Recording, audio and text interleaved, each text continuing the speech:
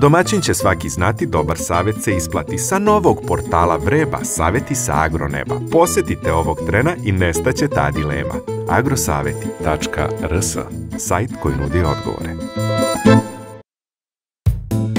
Iako su nekada bili poznati po stočarstvu, meštani sela Gornja Trnava i okoline sve više se okreću voćarstvu. Stočni fond ovog dela Šumadije je drastično opao, međutim Vesa Živanović još uvek ne odustaje. Iako proizvodi šljivu, višnju i trešnju na oko 5 hektara, štale su mu i dalje pune. Trenutno ima 12 krava na muži, a ukupno 20 grla, što junica, što teladi. Ova muzna grla potiču od dobre genetike, koju je pre 7 godina naš domaćin uvezao iz Nemačke. Mi smo uvezli junice sa 7-8 mjeseci stelnosti, simentalske rase, grla su fenomenalna. Znači, njih tri, sve tri su startovale preko 25 litara prveškinje. U trećoj laktaciji sam imao jednu sa 38 litara, ali te godine i hrana, sve im se potrevilo i hrana i sve su imale na izobilju, dok posle toga svaka godina nešto nam smanjuje sve i one odmah smanje mleko. Sa tom ocenom slaže se i struka. Nije dovoljna samo genetika, već kvalitetnu proizvodnju mleka osigurava i kvalitetna ishrana. Pored cena kvalitetnog silaža je, po mom mišljenju, skoro obavezna i to mora da se računa oko 20 kg dnevno po jednom grlu i pored toga u novije vreme, ja to sve više predlažem, bilo na kakvom skupu kada držimo neka predavanja, senaža. Dakle, senaža je neka sličnost silaži, samo što se, kao što samo reč kaže, ubiraju trave i leguminoze, dakle deteline, ta se masa izutra pokosi, uveče se lageruje u objektima koji mogu da budu i objekti za silažu, dakle ne mora da se finansijski neki izdatak novi na gazdinstvu nameće, jer kažem, dovoljno je da ima čovek silu objekat i tu da stavi senažu, ta pokošena masa izutra koja se pokosi, predveče se lageruje, pakuje, secka se isto kao silaže, što je sitnije moguće i na taj način će uspeh biti zagarantovan, dakle uspeh gazdinstva, uspeh govedarske te proizvodnje koja, eto kažem, zavisi kako od genetike, tako mnogo zavisi od ishrane. Tako lošu godinu nije pratila ništa bolja cena mleka, kaže naš domaćin.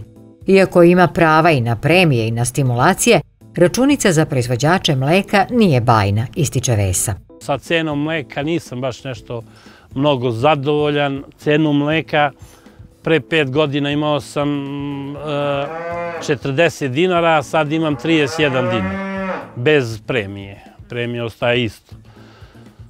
Dok sve cene su otišle gore, nafta je tad bila 76 dinara, sad je 160, sad ne može za naftu samo da zaradimo.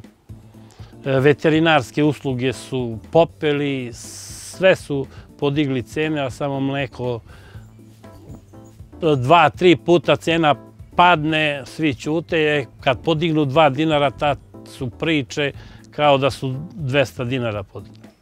I sve to tako teramo nekako.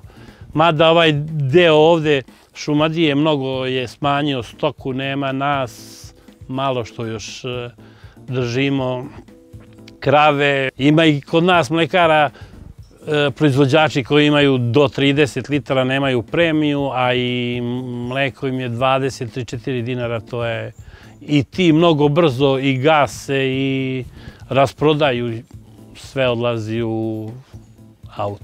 Možda bi sve bilo malo lakše kada bi obećane subvencije bile redovno isplaćivane, dodaje Vesa. U spomenutoj računice ubraja i premiju i subvencije, međutim ponekad je bolje ne računati, jer brojni stočari obećano još nisu videli. Subvencije za ovu godinu nisu isplaćene, za prošlu godinu za junice nisu isplaćene, premija za mleko za prvi kvartal nije isplaćena. Država ima para i na pretek, ali kad nikom ništa ne plaća mora da ima. Mi se sad mučimo prvo s tom naftom.